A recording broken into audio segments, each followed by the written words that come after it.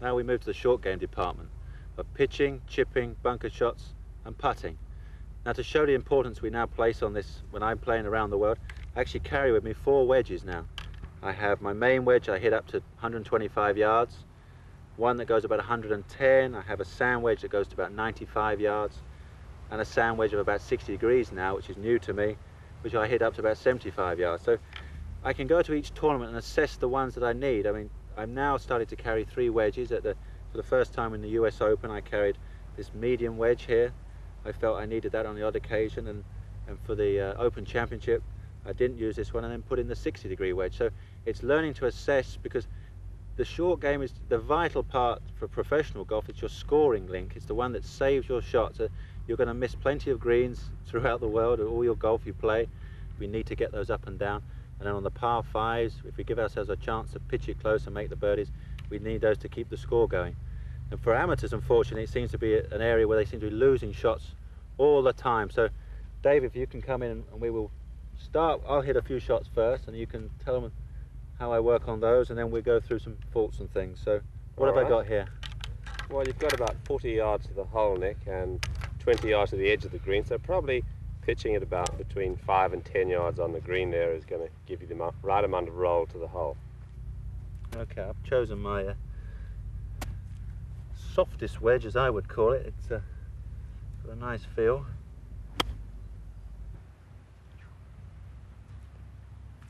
we go. Not bad without any practice.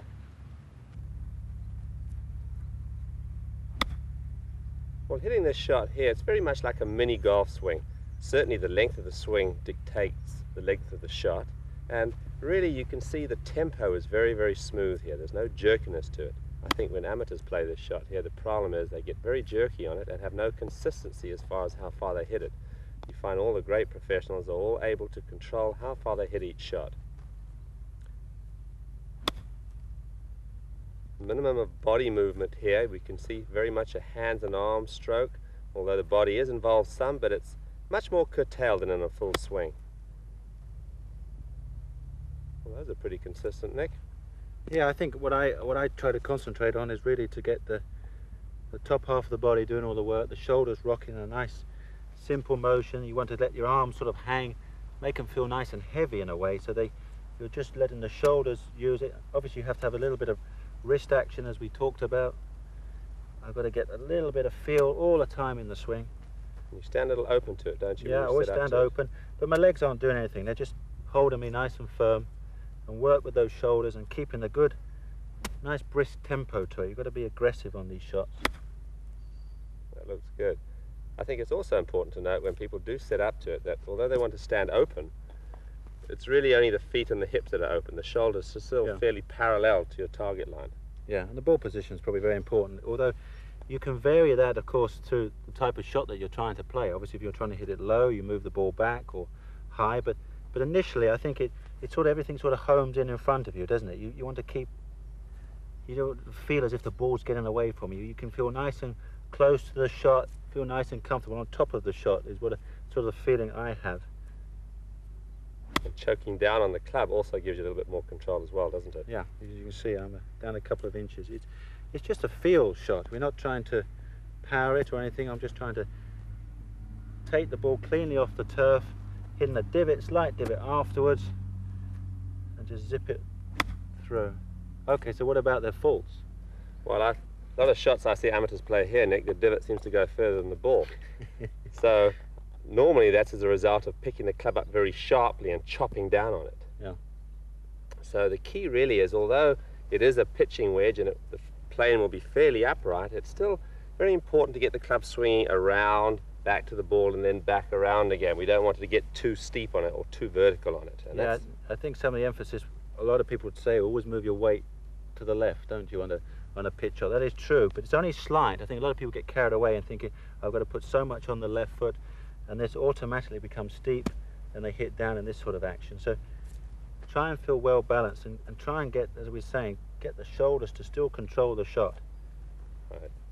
Now the other thing too, certainly many golfers tend to try to lift the ball in the air, literally not allowing the loft on the club to do the work. Yeah, I think they scoop it, don't they? They get afraid of the shot, and they If you're coming back on it, you're going to get him every time, aren't you? That's right. So the key element in the golf swing, obviously, is to have good tempo, and that applies equally to this shot as well. Yeah. I thought with one little tip for the guy who does lean back and try to scoop it, was maybe raise his right heel off the ground a fraction, so he does start to feel as if he's a little bit further forward. Obviously, it's very difficult for us to describe your feelings when we can't see you, but if you're somebody who you do detect that you're always back and maybe hitting it fat before the ball, ground before the ball, maybe get that right heel off the ground a little bit. That'll help you get forward on the shot, a little bit more on top, and hit down and through. And then they'll use the loft on the club to get the ball airborne. Now hopefully we grasped the basics. Now let's add a little bit of variety to these pitch shots. Now in a situation like this, you can see I'm using 3 clubs. I've got my pitching wedge, 8-iron and 6-iron.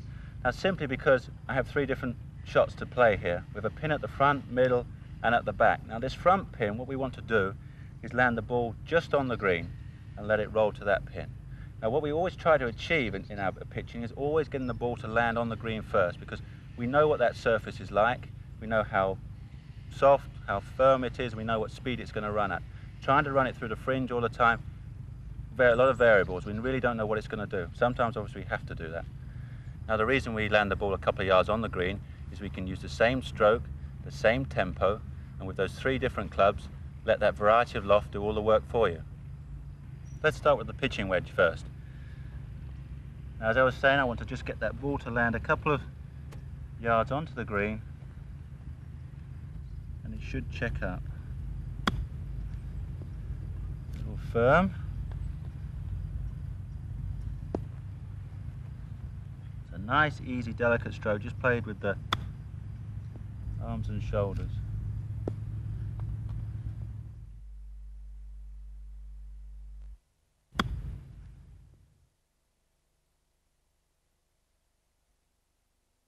Let's move on to the 8-iron now. Now with this shot, hopefully you're going to see that what I was saying earlier, that the stroke will be very similar, lengthwise, to those pitching wedges. Again, trying to land the ball a couple of yards on the green, pick a spot, chip him onto it, and that should release through to the pin. There we go. And again, I feel as if I'm playing these shots with my right hand. That's your feel hand. It's like a little underarm bowl to get that right hand through.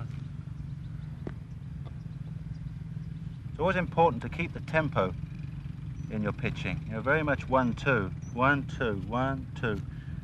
Because if you slow down and deaccelerate, that's going to cause problems.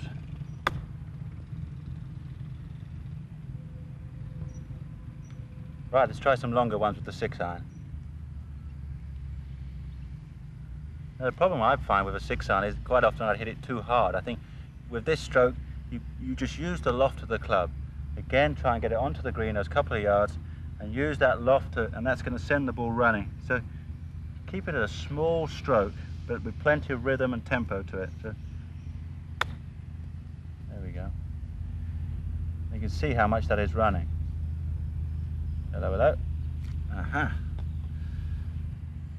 So just really try and make the arms feel dead almost, a nice and heavy sort of feeling to them, so they can act like a pendulum to the shot. So just relax them,